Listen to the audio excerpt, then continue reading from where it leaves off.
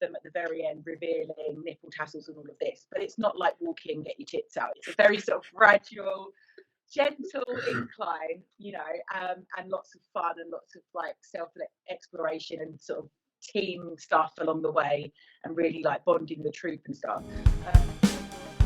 Welcome to MAMWAA. I'm Gordy, your host, and this is the podcast that includes you into my most famous song lyrics. He's a middle-aged man with an attitude, and he didn't even have one till he met you. That's right, I'm the middle-aged man, and my attitude will chatter us through all things that I'm passionate about, from spirituality, the gym and fitness, food, travelling, and music or movies.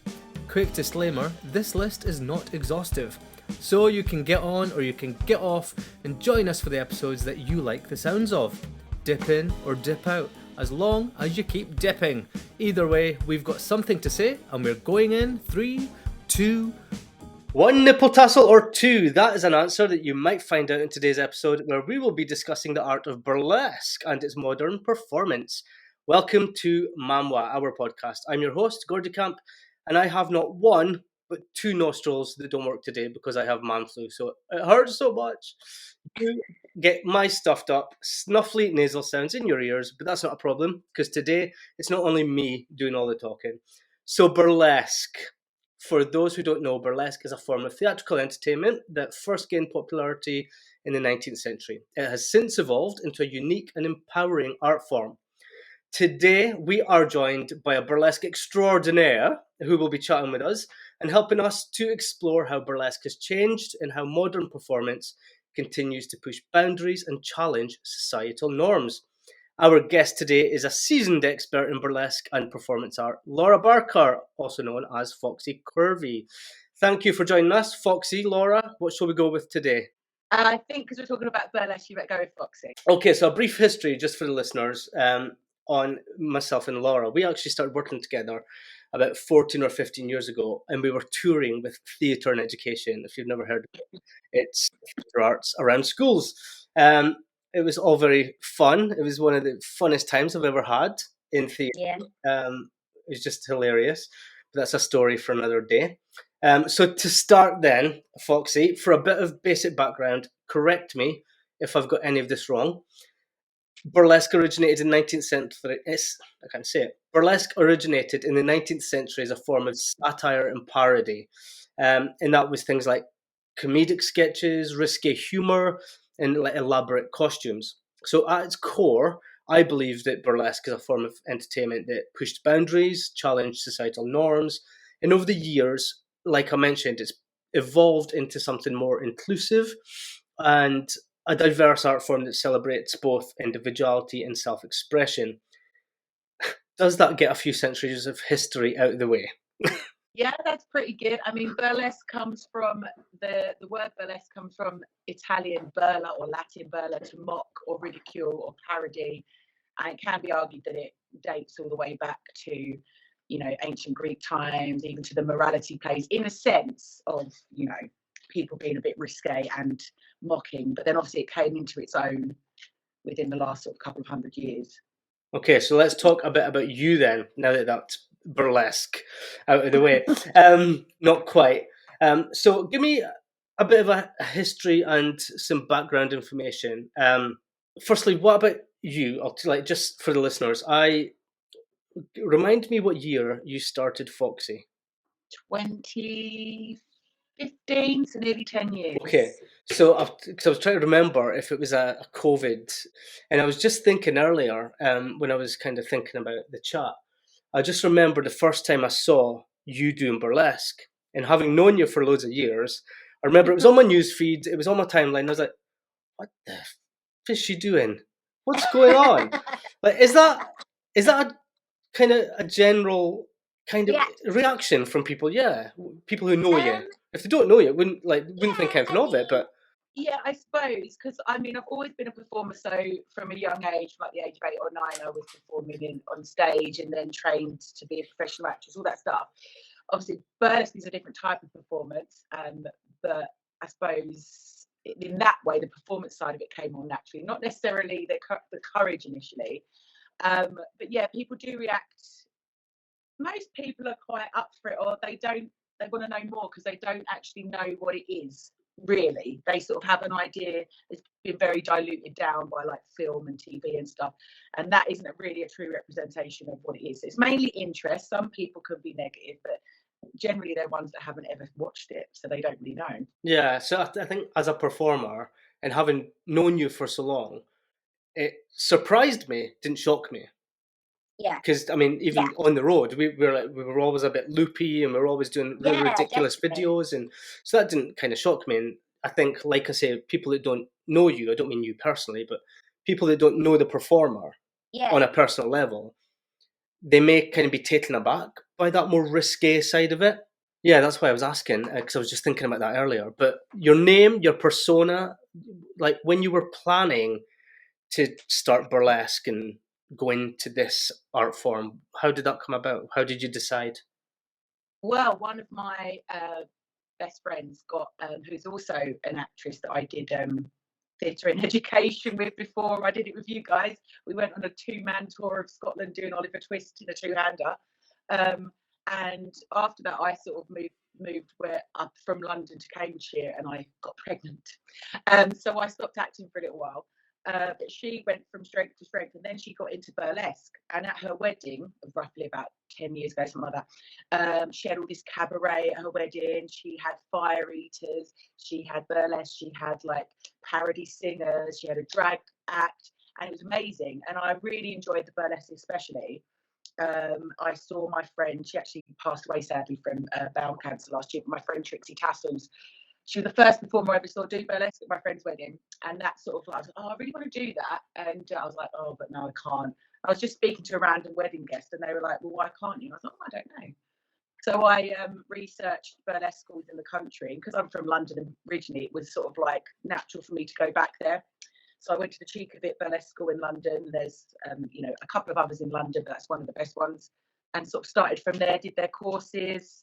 And it came from there, really, from going to a wedding. What was your main hold back? What was your barrier when you were like, I can't do that? What was it that was stopping you? Weight. Okay. Age. And in bearing in mind, I'm 42 now. So I was only just in my 30s when I started doing it. And it shouldn't really matter, body type or whatever, because as an actress, you can play any role. I know they will typecast you on facial image, all of that stuff, but you can be up for any sort of role. It doesn't really matter. But for some reason, because it was like striptease and taking off clothes, but you look back at some of the pin-ups, there's obviously all shapes and sizes, but it isn't limited. And people that think burlesque is aimed at just slender people, just a certain type of people, it's just really not. It's for everybody. Yeah. And how long, saying it's for everyone, how long was between your solo performance as a performer and then starting your company, which we'll get to in a second? Fairly quick, because where I live, there's nothing up here. So I live in the sticks now. So being from North London originally, everything was on the doorstep: theatres, travel, everything you want, entertainment. But I live in the Fens in Cambridgeshire, if anyone knows a bit. It's quite bleak, actually. And when I came up here, I started doing my charity shows when I was training, but after I trained in burlesque. And then someone spoke to me at the show saying they'd like to do something like that, because obviously I hired other professionals to come and perform. And I thought, actually, because I've taught drama, I've taught singing, I've taught voice and speech, and it's another sort of string to the bow. I had that teaching background as well. So that's sort of the angle I went into. And then I created my own courses, obviously based on what I'd learned, but then also putting a lot of things, theatrical stuff and drama techniques and characterization and physicality into it. So probably about 3 years after I did my first solo, 3 or 4 years after I did my first solo, I had my first sort of classes. And I bet your confidence between that start point and teaching others was through the roof in comparison. I don't think in anything, you never stop learning from other people. And nor should you really, because I think that's the sort of, this ego is in danger of going quite high when you do things like performance and burlesque and all sorts of stuff. And I think if you think you know it all, that's sort of the end, you can't go any further. So I always bring in teachers from other sort of styles of burlesque, other skills they may have, things that I can do, but I may not be able to do it as good as them. So it's about showing everybody what's out there. But it is nerve-wracking teaching originally, and I always get nervous when I have my new intake of beginners that first time, because I know what it feels like to walk into a burlesque class for the first time and how nerve-wracking it is, because you don't know anybody. It's something you've never tried before. Even with my background of being on the stage for like 30 years or whatever, I was shitting myself, not to put it crudely. But then after when you get past the doors, that's the big task. Once you're in there, it's a bit eggy, first of all, it always is, things like that, anything you do, even if it's something you enjoy. And then by the end of it, I was buzzing for the next class. And that's what I try and pass on when I do it with my girls that join my school. So for your school then, like thinking about the inhibitions with burlesque and the boundaries or the barriers that you felt, what's your experience with students having that? Like, do you have to talk them around? Not that. Yeah, and it's a gradual, although it's a 10-week, the beginner's course is a 10-week course, and we work together towards them performing a troupe debuting a troupe act at the showcase. And obviously that will involve them at the very end revealing nipple tassels and all of this. But it's not like walking, get your tits out. It's a very sort of gradual, gentle incline, and lots of fun and lots of like self-exploration and sort of team stuff along the way, and really like bonding the troupe and stuff. But I find a lot of people, it is again the weight thing, age, scars, people feeling they've lost their identity after having children and they're just mum, or people feeling isolated for a variety of reasons, or they've been in bad relationships. It can even be like grief, all sorts of stuff. And they've moved and they don't know anyone, and it's a way of meeting people. But yeah, a lot of time it's body orientated, age orientated, and being a parent, a lot of the time that comes out. Yeah. And how would you, for any of the listeners then who are hearing this, like maybe they have body issues, like either within themselves or they've had people comment, what could you say to them, not for necessarily for burlesque, but to say, do you know what? That's not an issue to get through what you need to get through in life. Yeah. So my sort of philosophy, and I think I heard this years ago from doing yoga, is the body's an instrument, not an ornament.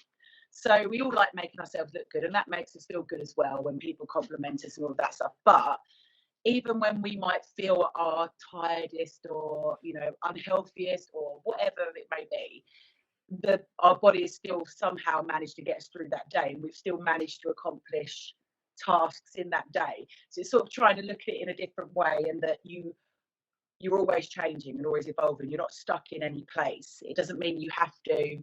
I sort of don't like the phrase where people see old photos or something of themselves, I want to get back to that weight. It's like you're never going to get back to that, because you were a different person, different age, different time.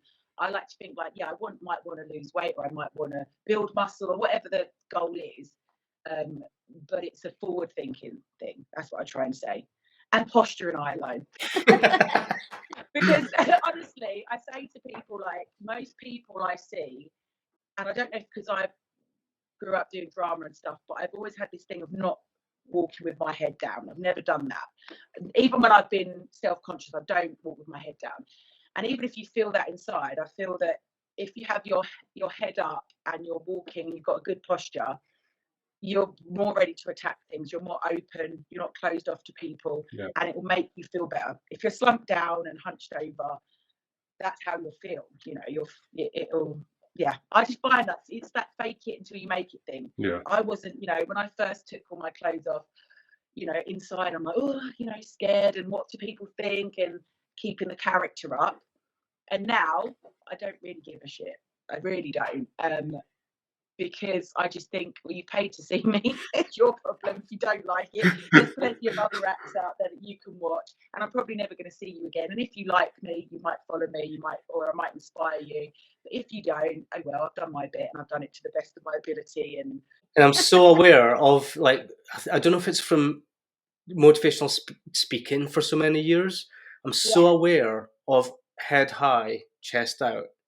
Yeah. And I'm aware of when I'm not doing it.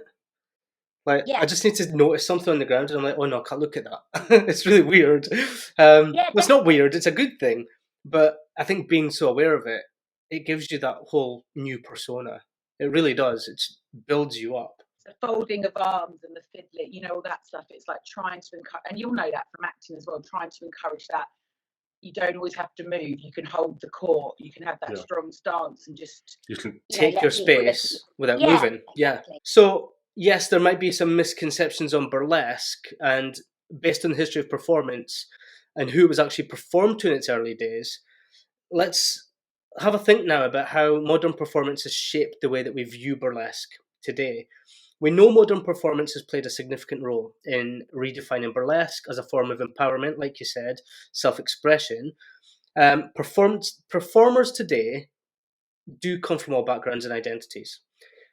And like the people in your school, they will use burlesque as a platform to change those societal norms, celebrate their unique identities, because everyone is different, like we said. This has resulted in a more diverse, inclusive burlesque community, like internationally, from what I was looking at previously. And it does continue to push boundaries and challenge those stereotypes. So I really just wanted to speak about Moulin Rouge very briefly, and I was telling you this earlier.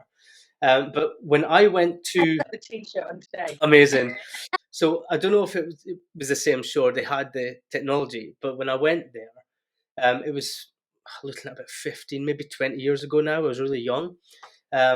Young. I was in my younger days. but I didn't think anything of it. Maybe because of the films like Moulin Rouge, and I was expecting something specific. But it was set in the 19th century. It wasn't set in modern times.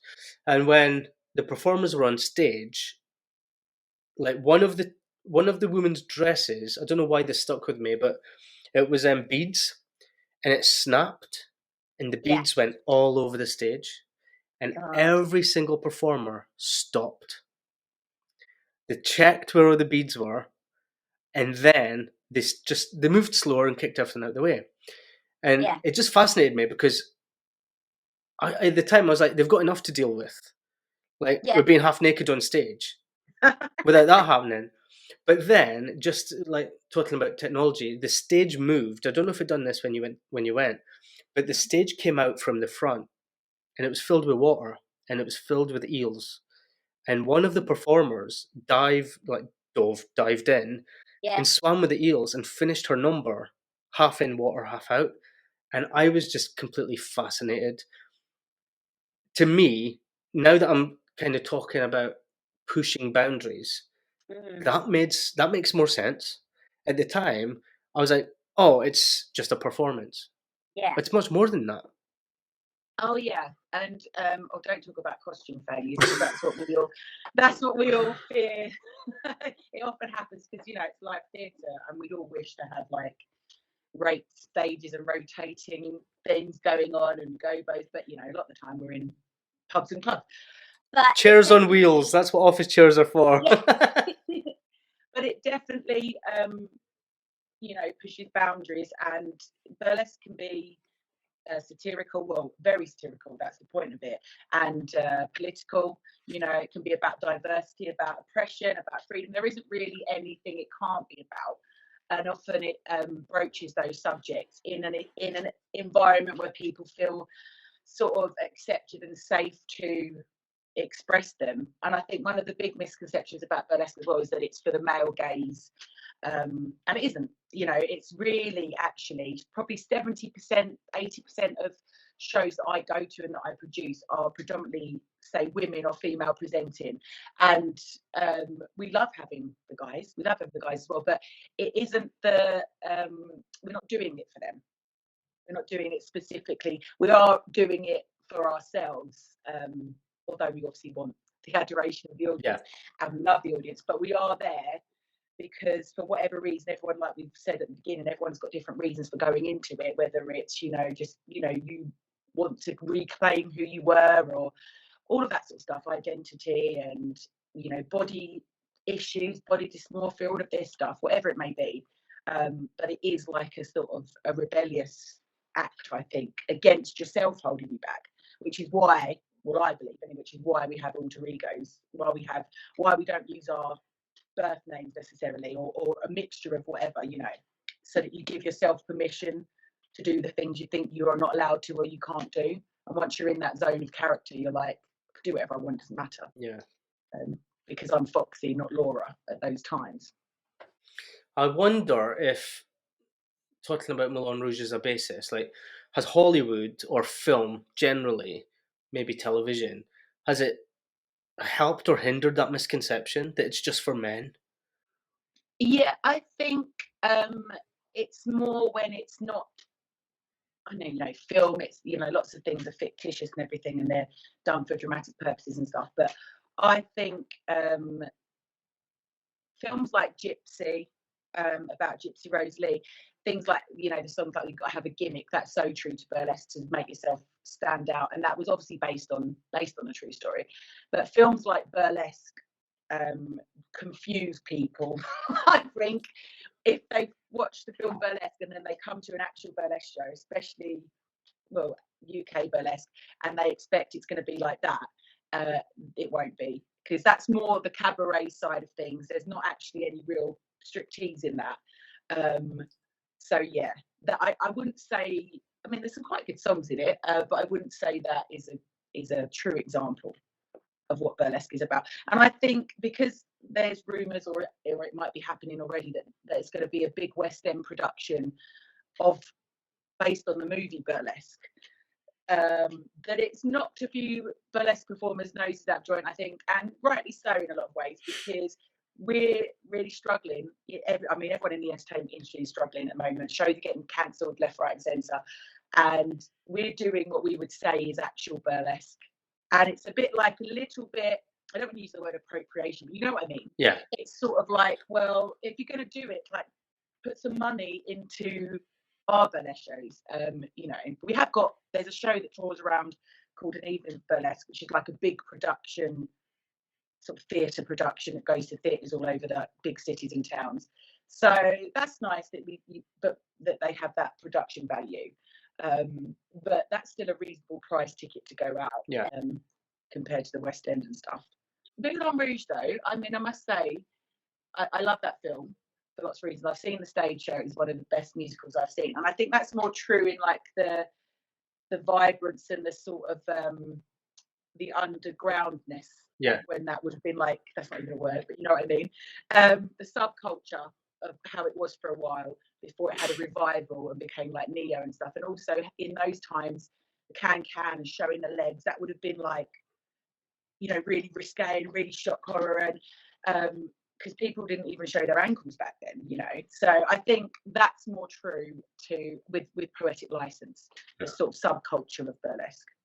And there's that undercurrent. It's not an undercurrent in Moulin Rouge, but like the whole bohemian, it gets blurred because of things like Burlesque, Moulin Rouge. Rent is classed as bohemian, and there's hardly any nudity in it at all. Yeah. So I think it can kind of grey some areas. Do your costumes inspiration from films, or is it all kind of brainstormed with the school? Some of it, so the ones I do for my troops, I usually have a definite idea. When they start doing solos, that's when they start working on their own costumes. Ones for my acts, just depends. So I have got some nerdlesque acts, which is like acts that are based on cult TV and film or superheroes. So I've got like a Red Dwarf one and a Drop Dead Fred one, obviously based to look, but sort of embellished with decorations and stuff, but to look like the characters, with a burlesque twist. But a lot of my other costumes would be like heavily embellished or rhinestoned, and it might be that I've heard a song and I think that will go well with that. Usually it comes from music initially. The idea, I'll hear a song and I think then the story will come, or the story and music sort of link together, and then it's just really what do I think will work colour wise and stuff like that. For anyone who's watching on the video and not just listening, I've got a calendar from the School of Corvettes, or the Corvette School, sorry? School of Burly. School of Burly, sorry, the Corvette Scare it is, isn't it? as I show you this, there's two pictures that kind of just highlighted. It highlights the variation in costume, and it struck me as I was looking through it the other day. One is kind of an expectation of burlesque. It's nipple tassels. It's not even feather boas. It's like see-through. Everyone's got this like bright red hair, very similar to yours now. Like, what's the head scarf? Yeah, head scarf. And it's very revealing. But then the second one, it's not revealing at all. Okay, so you also do a lot of fundraising, calendar being one of them. Yeah. And you do shows live and digitally, which is obviously great, having the technology to have a wider audience as well. So tell us a bit more about the charity events that you run, and what the charity does. Is it just Burly Cares, or have you got other? No, I do a different charity each time. So I do them 3 times a year, roughly about. There's one in July, March, July, November, roughly timed, and there'll be the culmination of the courses that I run alongside, which will be a troupe course and solo courses. So all my students will perform at them and do their showcase, but they'll also get the opportunity to be on stage or to be around all these professionals that I get coming from over the country to perform at my shows as well. So I started in 2018, and that was my first charity one for the East Anglian Air Ambulance. And then since then, it's just been various different charities. The latest one for July is for EDS Support UK, which is Ehlers-Danlos syndrome, which is like over hypermobility, dislocating. It's one that's not got as much knowledge about it, and it can be quite debilitating for the sufferers and that. But yeah, I think since I started doing it, obviously not during lockdown, we couldn't, but I've done 14 or 15 charity shows, and we're well over 10,000 raised for various charities now. That's amazing. So we're on our way to the next lot, and the calendar we put whoever's our charity at the end of the year for the November show, that's who we do the calendar for, because we can like debut it there and sell it at the show as well. So they might get just a little tiny bit more if you're the last charity of the year.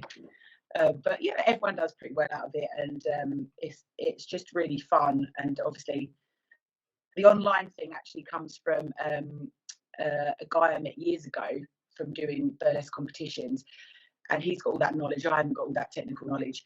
Because of lockdown and loads of online shows going on, when we came back and I was able to go back and do my shows live, we added this online option. One, it raised more money for the charity, but two, people who are still worried about going out or anxious about being around large crowds of people but wanted to support it, they could watch it. And also people from different countries could watch it. And now what we find is that if people can't make the night and support people and can't watch the live stream, they can watch it on catch up for a week after, and they can still help the charity or donate like that. So it's worked on sort of 2 counts with it. So we keep the live stream, because even if we just sell 10 or so tickets, that's another 100 for the charity and things like that. So it's worth it, Yeah, that's brilliant. So tell us, have you worked with any big names, either in the industry or out of the industry? Who have you worked with? Yeah, so I'm lucky because of being a producer, I get to invite and have all these wonderful people at my shows. I've got some of the people that come to my workshops who are well known that give my students workshops, well known in the world of burlesque. Safire, he's a burlesque, he's a drag queen, he does a freak show stuff. He's been in the industry since like 2008, but he's well known for like feather fan dancing. So he comes in and performs at my shows, and also teaches the girls. Velvet Jones, who you probably would recognise if you didn't know her from like loads of adverts for vintage lingerie. She's a beautiful woman, the loveliest person inside and out. She's also like a costumier. She went viral on TikTok for making an amazing vintage dress out of a £5 pair of curtains. Brilliant. She's so talented. She's on like Quest TV as well as like a sewing expert, and but she's an amazing burlesque performer, has been touring with Evening of Burlesque. I haven't had her at my show yet, but I have watched her a couple times, and I've done her workshop. one of the great performers, Cleopantha. She's #1 in the UK, voted for like by the community and others, and #3 in the world this year. And she's sort of bringing strip hop, which is a style of burlesque that it's bringing all like it's neo burlesque, but with like hip hop songs and rap dance based.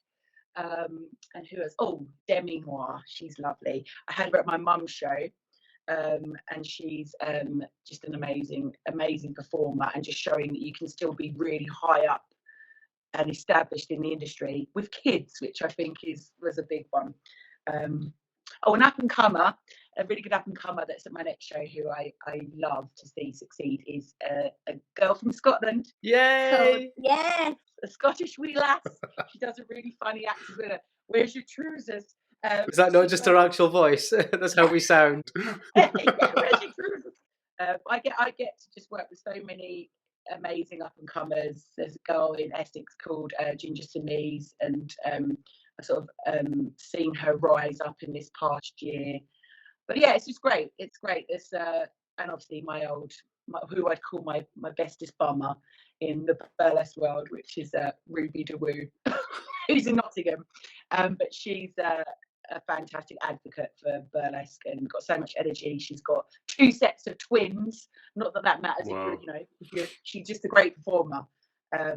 That's all really inspirational. Like all these, if they're big names in the industry, and like yourself, they're holding down like family and. But it's I adore this industry for all the talent. I could go on. Lily Snatchdragon, sorry, that's another one I'd say. Lily's amazing. She's an inspiration to everybody. She's got a collective group called the Bit and Peach, which is for Asian performers. Okay. And she's just hilarious, and just like playing on the stereotypes, like Asian stereotypes and all of that, and sort of really taking the piss out of the rest of us for believing that is what people are like. I'm assuming she's Asian as well. Yeah. Okay. You can get away with it then. Coming into the country in like a washing bag and being a masseuse and all of this stuff. But she also does some really like hard hitting, serious things. I think that's what's great about burlesque as well. What we touched on earlier is that you don't have to bracket yourself. I've got comedy. I lean to comedy because I like it and I know I can make people laugh. But I've got really up to backs. I've got bits that are a bit tear jerky. And I think that's why it's so good, because it can be anything really. Yeah, like you do so much. Like I know we've talked mainly about burlesque and everything that you're doing, like putting calendars together, charity events, doing your own shows, running the school. What about you? Because you've, on top of all of that, you've just done a master's English literature. Is that right? English with merit. You've got your company. You've got kids. Like, how do you manage it? Like, what on earth are you doing to keep on top of it all? Help! Very Help us all! I'm very tired.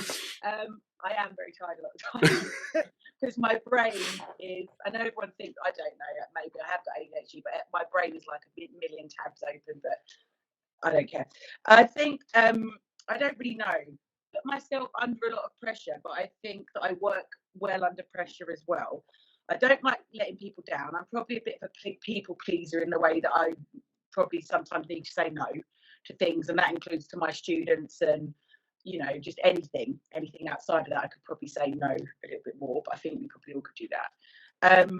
I think it's just come from because I had like a period of time where I couldn't do anything at all. Bad relationships, and then, I had my dad die and had my son who's got his various abnormalities and conditions that he's had since birth, and all of that worry, that when I went into burlesque it was something for me, but I also didn't want to let go of my brainy side either. I like having both. So that's why I did my degree. I'm meant for things like academic stuff, and I was always good at school, but I lost my sister when I was a week before my GCSEs. And that I did my A-levels, but it sort of has a funny way of catching up with you, things like that. And then when I got into university, I didn't go because I went through this whole sort of crisis of I'm not good enough to do this, not good enough to do that. And then it got left. Then I went to drama school, and then I ended up having kids. And I thought, well, I'll just do it from home. which I wouldn't recommend. I mean, I'd recommend anyone to learn new things and to get degrees and all that at any point in your life, but there's a reason why people do it when they're 18 to 21 or 22, because they haven't got really any responsibilities, and they've definitely got no kids annoying them, or partners probably, or whatever. So the self-motivation I do find hard. That's probably my biggest problem is, you know, you have to, especially everything social media now, you have to try and be motivated and consistent, which is sometimes hard when you're knackered. Well, you say like you can't say no, you're a people pleaser, and you just do it, but it's all getting completed. There's one thing saying, "Oh, I just can't say no," but not.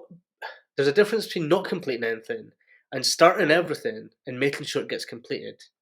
Yeah. Like, what is that motivation? What is that drive? No, I don't give up. I don't ever really give up on anything. Some things do get pushed to the back burner that aren't vital to be completed. For example, decorating my hallway. That's because I hurt my back, so I'm letting myself off that one a bit well. I just think, I know that the things in my life, I know everyone goes, no regrets, but I think the things in my life that I've regretted the most are when I didn't do something that I could have done, or didn't carry on with something that I should have done. So just simple things like I gave up the violin when I was 11 and I'd got to grade 4 because I was worried that I wouldn't be very good in my classes if I went out of classes to do violin a couple of times a week. That's stupid, you know, things like that. And the fact that I didn't go to university straight away, and all just little things, but it's stuff that I didn't do when I should have done it. And that's why I think got to finish everything. I have to, and because I've got people that rely on me. If I didn't have all the students and it was just me, and you know, I wouldn't let people producers down the shows either. There'd have to be a good reason for me to cancel coming. But if it was like, oh, I want to do a new act, oh, but it don't matter, can't bother, there's nothing to do it for, or I've got no deadline. But because I've got show deadlines, I've got lesson plans, I've got, you know, things that I have to teach them, and if I don't do it, I just don't I say this, touch wood now, and I'll be struck down with the flu. You know, I get tired. That's what I get tired, very, very tired. But I feel like when I get a bit poorly is after a whole term of the school, usually on the show day or the day after. Then my body probably thinks, now you can just relax and have some time for yourself, but you're going to be ill as well. But during it all, if students like have days off and that, I'm like, what's everyone's problem? Why is everybody ill? And I'm like, I'm not ill. And then obviously, yeah, at the end. But I think it's the mum thing as well. I think, you know, as the kids grow up more, obviously they can do more for themselves, but there's still loads of pressures on all parents, whoever you are. But I think it's because, you know, you can't just go away. You know, you have to do it. So I think that's another reason. But in our kids as well, I think I'd probably be a bit more selfish in the way of saying no to people, because I'd be like, no, this is my time. But because I don't really have that much me time, I'm like, yeah, fine, I'll just do that. Yeah, I'll do that. Yeah. My friend rang me the other day because she needed a host, and I was going to watch the show, and she was like, oh, the host has dropped out, can you do it? And I was like, yeah, I'll do it, I'm coming down anyway. And it's a pleasure to do it, you know. But I maybe someone else would have said no, but I just don't really do it. Yeah. But in that scenario, you're there anyway. Yeah. So it's that double-sided coin. It's like you're going to be there anyway, so you can promote yourself at the same time. Exactly. Yeah. And you know what? I don't really blow my horn that much, but I am a good host, and I'm a singing host, and I do parodies and stuff. So, you know, you never know. If I was watching another host, I might think, well, I could do it better than that. So I might as well do it when I'm there, being asked, and I can help someone at the same time. So if everyone's getting ill at your shows, what are you doing to them? Like, how are they keeping their energy up when you're putting sequences together or stuff like that? Do you know what? It is that thing of I think a lot of performers would say this, is that they don't obviously they don't want to let themselves down. They want to do a good performance, but sometimes you're really scraping the barrel in getting this energy up there, especially people that go on tour. And we know, like when we were touring, having to get up, our sort of tour, getting up early every day, and if you're just doing 2 or 3 shows a day, you're really tired. And with burlesque, you might not be doing 2 or 3 shows a day. Some people do, but it's that energy of you're often in close proximity with the audience. Often, so there's not a lot of places to hide. You know, it's all of the things that go into it. The travel, a lot of the time, you're traveling quite far. The costuming, making sure everything, you know, all your admin and stuff. So it can be tiring, and I think because it's a luxury art form and it's got that illusion, that's what people, you know, want to see. They want to see that it's all beautiful and it's all polished and it's all, you know, fun and whatever. But backstage or at home, it's not, you know, it's not the glamorous thing that everybody thinks it is. It's you know, if you have to put on lashes for like 3 days in a row, you're sort of like, oh, I've had it now. Sticky eyelids for a month. Okay, so tell us, how can we, as listeners or watchers, if you're here in the video, how can we engage and support the burlesque community better?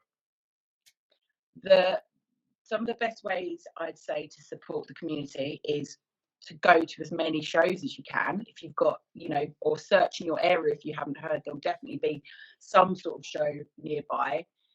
Following and sharing, like in anything, getting people or shows noticed, especially when we're sort of having this, well, everybody, the price of everything at the moment, but you know, when we're having all these shows cancelling and stuff, don't wait. There's a big debate about this at the moment. Don't wait till the day to get your ticket, because that might be the difference between a show staying open and, you know, and having to cancel.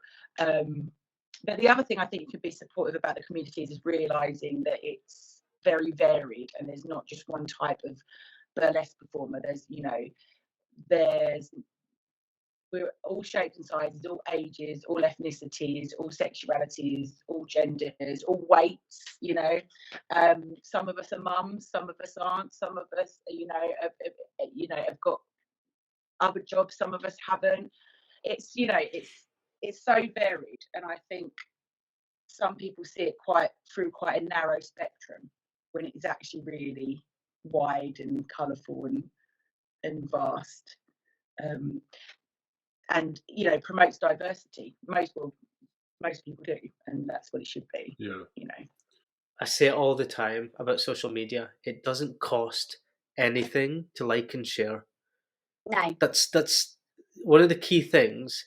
Is everyone is grinding, whether you want to be there or not. It doesn't cost anything to click like and share. No. Confuse the algorithm, make sure it keeps rolling. That's if you're a performer, or even if you just, you know, a creator online and stuff, everybody wants their stuff to be liked, you know. And it's like everybody's very that me, I want my stuff to be liked. Yeah, but it goes both ways. Yeah. And I think it has to be that sort of collaborative effort to get people seen, to get, you know, new talent in all areas seen and shared. But like you say, it's not difficult. So tell us about your websites. Tell us about any upcoming shows. What's going on at the moment? Well, yeah, so I've got the Curveball 6, which is on the 13th of July. So that's for EDS. That's in Doddington. That's where I do my big shows, in a nice sort of big village hall that's got all the lights and all the glitz and glamour. And it will be online as well. But to follow me, it's just everywhere is at Phoxy Qurvy, spelt in my weird way. And then I've got my school and the shows websites. I've got a troupe, the Foxettes, but at the moment we're having a little bit of a hiatus because we did 2 mini shows in quite quick succession. So we're having a break till the summer, and then we're going to get going again because we all just need, like, I've got too much to do. Like you say, that's how you keep your energy up. Let's do another show.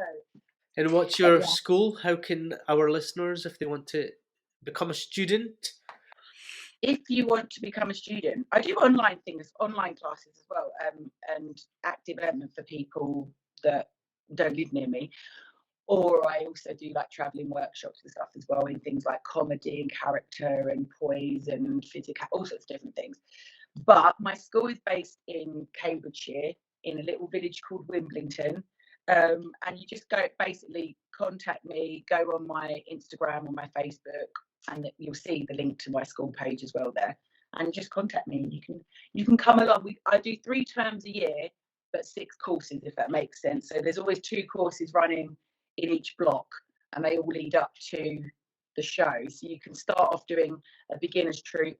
Then I do 2 different solo courses where you'd work to do your own solo act tonight with like my feedback and guidance. And I do an advanced troupe course as well, where it's like a level up again of working in a troupe and stuff like that. And then if I like you enough, I might invite you to be part of my special troupe. If you're nice to me. Be nice to her. Yeah, be nice to me. I'm nice. And that's at Phoxy Qurvy, Qurvy with a Q, on all social media platforms. And Foxy Reach with a out. PH. PH, yes, not F.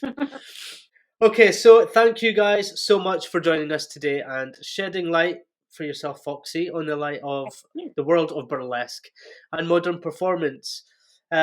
Don't forget, to the listeners, please do subscribe to the podcast and future episodes. Go to our social media to keep the conversation going. On Facebook, you can get me at Gordy Camp TV or at Gordy Camp on Instagram and Threads. Any final words for our listeners, Phoxy? Yeah, why not? I would say just what one of my final phrases my dad said to me, I think that's why I'm so determined, is keep fighting. So whatever your cause is, don't have to be burlesque, it's just carry on with it and sort of, fuck the haters. Exactly. That is the bottom line. Okay, guys, until next time, do take care and look after yourselves. Bye.